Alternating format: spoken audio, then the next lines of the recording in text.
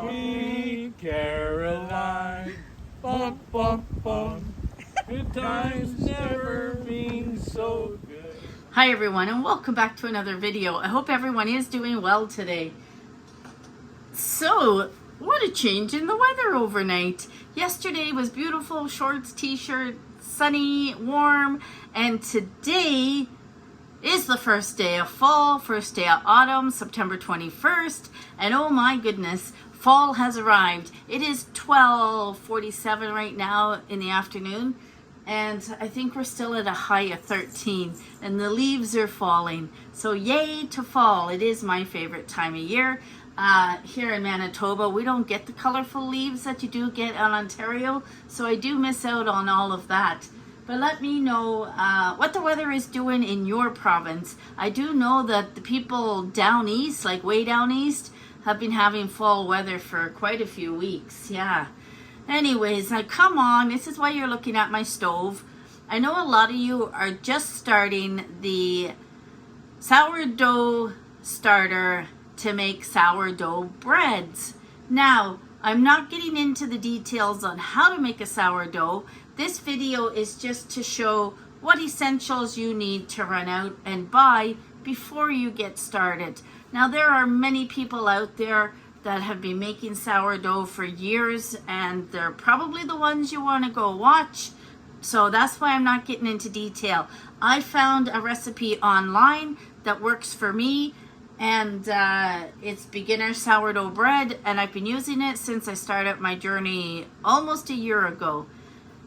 Yeah, so like I said, this is what you need to go out to buy and get started. Because I know Jacqueline is doing a step-by-step. I believe by Monday she's going to be on day 4 and 5 and 6 maybe. So I'm not getting into the details. I'm going to leave that for another YouTuber to do. So the first thing that you want to go out to buy is obviously flour. So you want to buy all-purpose unbleached flour. This works best for the sourdough. So you want to buy that. I do keep mine in a big mason jar. I do like to store my flour. I don't like plastic. So I do store everything in glass jars. It's just a preference to me. Now I have a label maker, so I labeled it unbleached all-purpose flour, okay? And I'm just going to put that right back here. So you can do this for a white loaf. You can also make a whole wheat. Now the whole wheat's a little bit harder to make. All-purpose whole wheat, that one's getting low on me. But they don't have, obviously, an unbleached because it's not white. So you want to get maybe both of those, right? If you're going to do 2 sourdoughs at the same time. So I am feeding my white one. I did feed it about an hour ago, but she's not really rising, and it could be because of the change in the weather. They are very temperamental on room temperatures. Yes, they are. So what I want to show you is I bought these jars like a year ago. Let me just show you how they come. I bought these at Dollarama, and I have many of these in the house because originally when I bought them, I put all my Epsom salts in them in the bathroom, and I thought, oh, I really like that for my sourdough starter, so I went and got some more. So what you want to do is buy 2 for each. So if you're making white and whole wheat, you want to buy 4 of these because you always want to have an extra, or use a measuring, a big measuring bowl. Use that to mix it in and then pour it in. Whatever is good for you. I just prefer to do it this way. So you buy one of these. They have gone up in price as everything else has. But what you want to do is, see this seal on it? You do not want that seal when you're making sourdough starter. You want your jar to be breathable. So you're going to take this off. It's going to look like that. When you put it on, it's going to move around. That's what you want. It needs to breathe in there, okay? So make sure that you take that off. Run them through the dishwasher first as well before you use them. So I've made my first starter December 24, 2023. I started out with unbleached flour, and I named her Eve which was suiting for Christmas Eve. And I wrote white here, and I wrote that just so that I know what it is, but this is my white. And then the whole wheat I called Holly. I named her Holly because she was Christmas Day. Now, I'll just let you look in there. It is starting to bubble, but it's not really starting to rise. It could be definitely because of the temperature. So what you want to do, you want to mark it to see how much it rises. It did not rise that much. That was me playing around with it. But anyway, you want it to rise. You want it to double in size after you have fed it. You do not want it to sink back down. As soon as it has risen, you want to start making your bread. Now, it is a 24-hour process. As most of you know, I do not work anymore, and I'm home a lot so that I'm not out in the public to get sick, because everyone's going around with colds and whatever right now. And I've always stayed home since I was diagnosed because I have a very weak immune system. Anyways, so I've got, when I decide I want to make a bread, I can make a bread. So it does take 24 hours. So, like I say, watch other people to see how they feed them and how they do theirs. Next thing you need to buy is, everyone's got one of these in their kitchen, but a spatula, because you want to push down on those sides, right? So you need a spatula. And then you need measuring cups, because you're obviously going to measure. So everybody's got measuring cups, right? I don't have any out. The next thing you need is, you can use your KitchenAid mixer. You want to use your dough blade, and this one really works well. This is what I use. It does the work for me. But if you don't have one, you want to find yourself one of these. Now, these were at Dollarama. I haven't seen them. I've been looking and looking because I was trying to get some more to send out as gifts, but I couldn't find them. Now, I did buy mine at Dollarama. And then you were going to need a razor blade. But my blade kept falling off. My blade was on a wooden handle. So I started to just use a very sharp knife. And you want this for scoring before it goes into the oven. So you want one of those.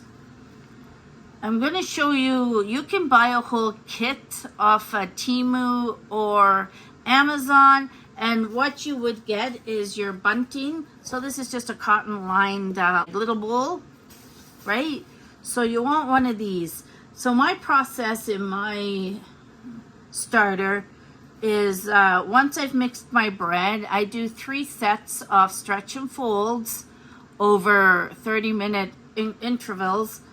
And then I always have a dish towel. So you want to soak a nice dish towel, and it needs to sit on top of it after the 3 stretch and folds.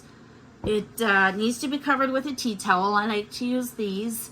And then you gotta wait at least 12 hours. So I start my sourdough earlier in the day. That way, by the time I'm going to bed, it's ready to put in the fridge. Now, before I go to bed at night, I take it from that bowl and I transfer it into here, and then I cover it with a plastic. I bought these at Dollarama too. And you're going to cover it like that. It's going to sit in the fridge overnight, and it will rise and fill this whole thing, which is exactly what you want it to do. And then in the morning, you're going to flour your, let me just grab it down here. It's quite heavy. You know, I've used shower caps as well. They work just as good. So then when you're coming ready to bake it, you want to put it into your cast iron pot. Now, I bought this one at Dollarama. I bought this at Canadian Tire. It is a Paderno, and it is a, I can't read it.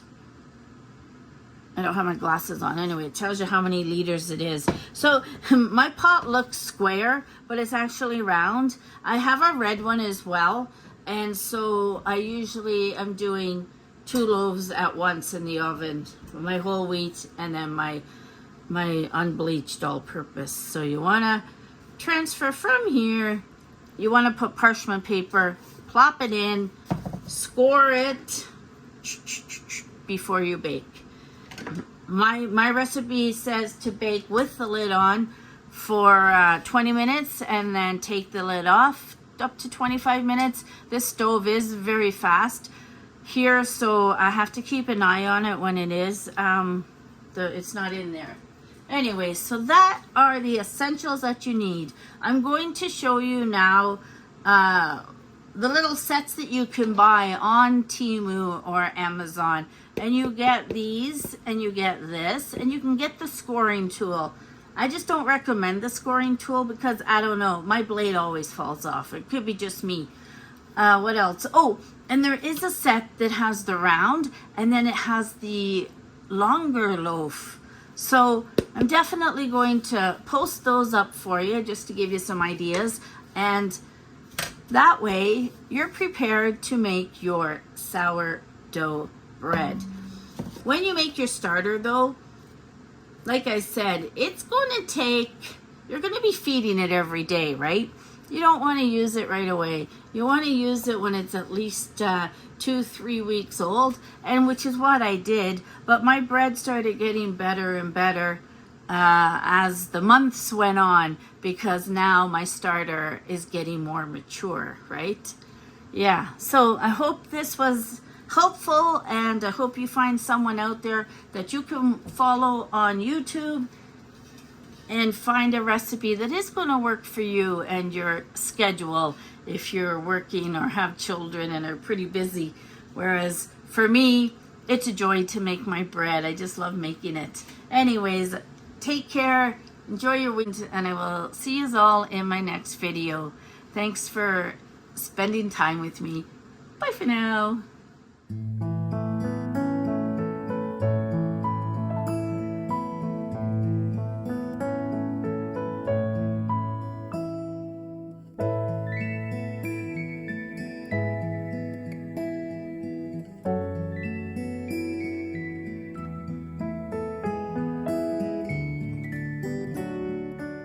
Sweet Caroline, bum bum bum.